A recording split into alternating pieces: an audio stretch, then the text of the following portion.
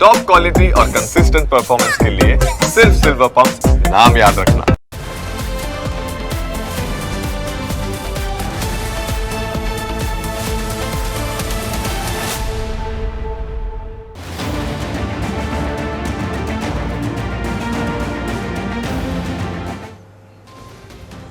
મોરબી જેની ઓળખ સિરામિક ઉદ્યોગથી જાણીતી છે। મોરબીનું નામ પડે એટલે સૌને સિરામિક ઉદ્યોગ યાદ આવે, કેમ કે સિરામિક ઉદ્યોગ મોરબીની કરોડરજ્જુ છે। પણ આ જ કરોડરજ્જુને મોટો ઝટકો લાગ્યો છે।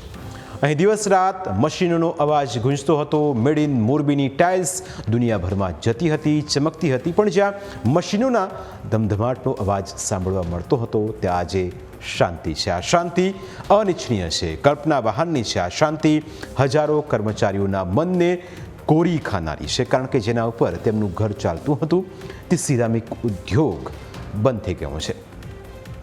હજારો પરિવારોના સપના ઉપર એક ઝાટકે પૂર્ણવિરામ લાગ્યું છે અને આ મશીનો તેનો જીવતો જાગતો પુરાવો છે। આ એ મશીનો છે જે દિવસ રાત ધમધમતા હતા, પણ આજે તે બંધ પડી ગયા છે। તેમના માલિકો અને મજૂરો બંનેની હાલત કફોડી બની છે। સિરામિકના વધુ 70 કારખાનાને અત્યારે તાળા લાગી ગયા છે। પ્રોપેન ગેસ ન મળવાના કારણે 6 દિવસમાં 170 કારખાના બંધ થઈ ગયા છે। સિરામિક ઉદ્યોગ વર્ષ 2019થી મહા મુશ્કેલીનો સામનો કરી રહ્યો હતો। માંડ ગાડી પાટે ચડી હતી ત્યાં યુદ્ધનું સંકટ આવતા હવે હજારો લોકો બેરોજગાર બન્યા છે। વર્ષ 2019થી 2021 દરમિયાન કોરોનાના કારણે સિરામિક ઉદ્યોગની કમર તૂટી હતી, જે બાદ 2022માં વૈશ્વિક મંદીનો માહોલ ઊભો થતાં માંગમાં ભારે ઘટાડો થયો હતો અને 2025માં ટ્રમ્પની નીતિઓના કારણે ખર્ચમાં 30% જેટલો વધારો થઈ ગયો, જ્યારે એક્સપોર્ટમાં 40% જેટલો ઘટાડો નોંધાયો હતો। સિરામિક ઉદ્યોગ એ કોઈ નાનો બિઝનેસ નથી। મોરબી સમગ્ર વિશ્વનું બીજું સૌથી મોટું સિરામિક ક્લસ્ટર છે। તેને સિરામિક કેપિટલ ઓફ ઇન્ડિયા પણ કહેવામાં આવે છે। અહીંના ઉદ્યોગમાં મુખ્યત્વે વિટ્રીફાઈડ ટાઇલ્સ, સેનેટરી અને વેર અને વોલ ટાઇલ્સનું ઉત્પાદન થાય છે।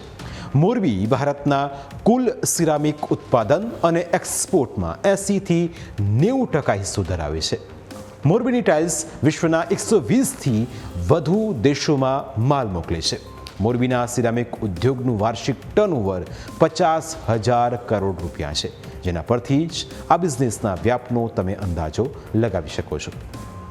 સત્તાવાર આંકડા પ્રમાણે સિરામિક ઉદ્યોગ પ્રત્યક્ષ અને પરોક્ષ મળીને આશરે 9 લાખ લોકોને રોજગારી આપે છે।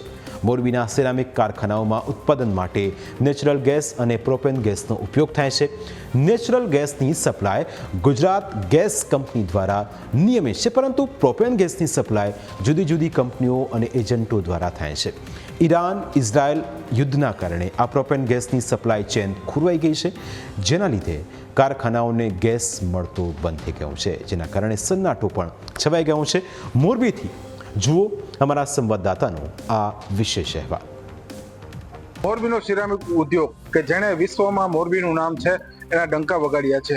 જો હાલ વાત કરીએ તો યુદ્ધની પરિસ્થિતિમાં મોરબીના સિરામિક ઉદ્યોગમાં જે વાપરવામાં આવતો ગેસ છે તે હાલ આવવાનો બંધ થઈ ગયો છે। તેને લઈ અને હાલ જો વાત કરીએ તો મોરબીમાં 150થી 200 જેટલા કારખાનાઓ છે બંધ પડી ગયા છે। આ ફેક્ટરીઓ છે 24 કલાક ધમધમતી હતી। અહીં રોજની 10,000થી વધુ ટાઇલ્સોનું ઉત્પાદન થતું હતું। આ ઉત્પાદન છે એ ગેસના કારણે બંધ થઈ ગયું છે। 24 કલાક ધમધમતા કારખાનાઓ છે એ હાલ સુમસાન જોવા મળી રહ્યા છે। આ મશીનરી છે એ બધી બંધ થઈ ગઈ છે અને આ ક્યારે ગેસ મળશે તેના ઉપર સૌની મીટ મંડાયેલી છે। સિરામિક ઉદ્યોગોને તાળા લાગી જતા ઉદ્યોગકારો ચિંતાઓ મુકાયા છે, કારણ કે તેમની સાથે સાથે અનેક પરિવારો માટે મુશ્કેલી ઊભી થઈ છે। જોકે કેટલાક ઉદ્યોગકારોએ કર્મચારીઓના પગારમાં કોઈ કાપ નથી મૂક્યો, પરંતુ તેમને દરરોજ મોટા પાયે નુકસાન સહન કરવું પડી રહ્યું છે। આ વોરના હિસાબે જે અત્યારે પ્રોપેન ગેસમાં જે સપ્લાયમાં પ્રોબ્લેમ આવે છે એના હિસાબે આપણું યુનિટ બંધ થયું છે અને આશરે આપણા યુનિટમાં 10થી 12,000 બોક્સનું પ્રોડક્શન કેપેસિટી છે અને વર્કર માનો તો 200થી 250 વ્યક્તિ આપણે ત્યાં કામ કરે છે। અત્યારે એમના કન્ટિન્યુઅસલી પગાર ચાલુ છે।